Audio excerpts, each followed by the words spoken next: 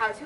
Bear spray is something we recommend having, but also taking these other precautions. So when you guys are going to go out hiking, do you guys think it's better to go out by yourself or in a group? Group, exactly. So I'll tell you right now, bears do not like people. They want nothing to do with people under normal circumstances. So if you are out with a group, you have a better chance of making noise. And the human voice is the biggest deterrent out there for bears. It's not bear bells, it's not clapping. It is human voice, talking, laughing, singing.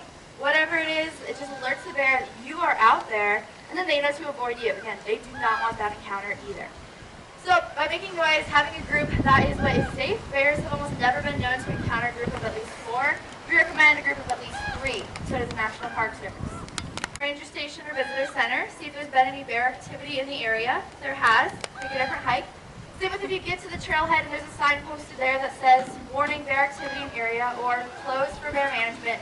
Those are both warning signs to you saying, hey, go somewhere else, pick a different trail. The bears are out and around on this specific area. But let's say you have your group. You've done your research. There has been no bear reported activity at all. You get to the trailhead, nothing there. You have your bear spray somewhere out and easily accessible. So that is the key, is you want bear spray to be somewhere where you can get to it. So you want it quickly reachable. There's, again, like little holsters for your belt, chest holsters, waist holsters, anywhere, again, where it's accessible. And you don't have to think about it too much. Let's say you have your group, again, you start off on your hike. And you're hiking, and you notice, you get to a hill out there, and you see some shapes out on the hill. Take out your binoculars. Ooh, yeah, those are bears. That's great. You saw them from that distance, like 100 to 200 yards away. Perfect. Now you know you can turn right back around, and again, head to a different hike. Leave that one for another day. Well, let's say you're hiking, turn a corner a little bit closer, maybe about 50 yards away. Now, there's a bear. The bear is eating something, maybe some grass, some bugs, some shrubs. And the bear does not seem to have noticed you. In that case, what you're going to do is just slowly back away, then return to the trailhead, and report that there was a bear out and around in that area. But you turn the corner, bear's maybe about 50 to 100 feet away, and the bear does seem to have noticed you. Some behaviors you might see from that bear are curious behaviors, like sniffing or standing up on its hind legs. So contrary to what movies have you believe, that's not an aggressive sign for a bear, it's just curious. It's trying to figure out what you are and if you are a threat or not. What you want to do is you want to show that bear you're not a threat. And you do that in a couple ways. You start waving your arms. So this is not to make yourself look big, it's just to show you're a person. We're kind of unusual animals in that no other animal does this. So you wave your arms, you talk to it in a calm voice, you never want to scream or shout at the bear, and you start backing away. Never, ever, ever run from a bear. So you start backing away, waving your arms, talking. Doesn't matter what you say. As long as you're just saying in that calm voice, you're just trying to show you're a person and not a threat. So you can say, hey bear, I'm going away now, bear. Enjoy your lunch, bear. Again, showing you're a person and that you're leaving, you're not a threat to it. Or in most of those cases, they're going to turn and run away. Again, they don't want that encounter with you. But let's say again, 50 to 100 feet away, maybe notice some curious behaviors, but then you notice some different behaviors from that bear. You notice some aggressive behaviors. You don't need to memorize these. You will know an aggressive bear when you see one. But you might see some huffing, or hear some teeth popping, see some scratching on the ground. So for some reason that bear has viewed you as a threat. What you want to do is you want to show that bear you are not a threat. So keep doing everything you were doing before, waving your arms, talking calmly, backing away, but also access your bear spray. Just have it out, be holding onto it while you're waving your arms, talking to that bear, backing away. There's still a great chance that bear is going to realize it doesn't want that encounter with you, and it's going to turn and leave. But there's also a chance their head is low to the ground. A lot of times they are bluff charges. We're not going to stick around and see if it's a bluff charge or not. We're going to assume it's a real charge. So you want to have your bear spray out.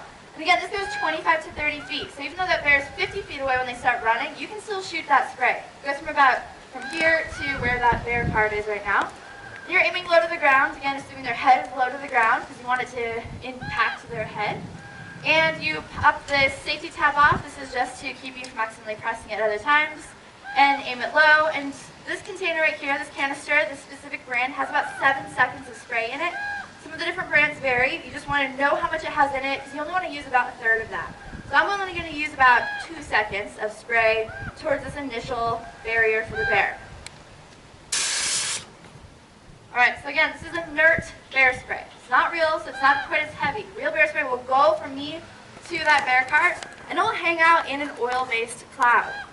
The purpose of that is to act as a shield between you and the bear. So when the bear is running and charging, it runs through that to get to you. But you have more seconds in here. You don't want to spray the whole thing at once. And you want to be able to react again if for some reason the bear goes under that, if you aim it too high, or if you aim it off to the right, it veers to the left. You have more to hit it just right in the face. Sense is that sense of smell. So again, immediately sensory overload, then drop to the ground, or rolling around trying to get it off.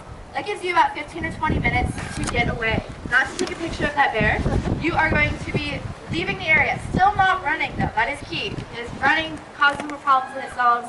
You might trip, hurt yourself, and then you have an injury and a bear behind you. So still walking, get out of the area, and go report that encounter. Go tell, again, the nearest ranger station or visitor center that you just had an encounter with a bear where you needed to use your bear spray. We're really interested in knowing all that. They'll help keep other people safe based on that information, see what caused it, what was going on, if it's something they need to take further action against. But the point is that that encounter, you just got away safely from because you had the bear spray, you reacted in a great way. So we always get the question in these, we would not be doing this program if this was not something that we really believed in. So bear spray has been shown to be, in field study after field study, about 95% effective. That 5% is not effective in stopping a dangerous bear encounter. It's mostly due to user error, so people not fully understanding how to use the bear spray in stopping that encounter. It's been shown to be effective against grizzly bears, black bears, and even polar bears. So if anyone's going hiking in the Arctic Circle, you can also bring your bear spray. It will work against polar bears. It affects anything with lungs, but again, it's only been shown to be effective against those bears. Where can you get it? So we do have it for sale here at our gift shop. I promise you I'm not saying this, we can sell a bunch of bear spray. We sell it for actually just above cost. We really aren't making any money off of it. We just really want you guys to be safe when you are out there. Other places do sell it if you're looking at different brands. So he was just getting a little too bold. He wasn't being aggressive at the time. But again, bear managers know with that level of food conditions, the chance of a human-bear conflict grows greater and greater every time a bear gets that food report. This is Corum coming out last, running into the right between Grant and Roosevelt. So Corum is now 10 years old. He was moved when he was 3. Came to live here back in 2011. The same year Grant and Roosevelt arrived as about 7-month-old cubs, and they were orphans. They're from Yellowstone National Park. Their mother was euthanized in 2011 due to concerns of public safety. And as bears were too young to be out on their own, at that point the National Park Service did make the decision to do something with the cubs, and they came in here. As soon as they were big enough, old enough, they were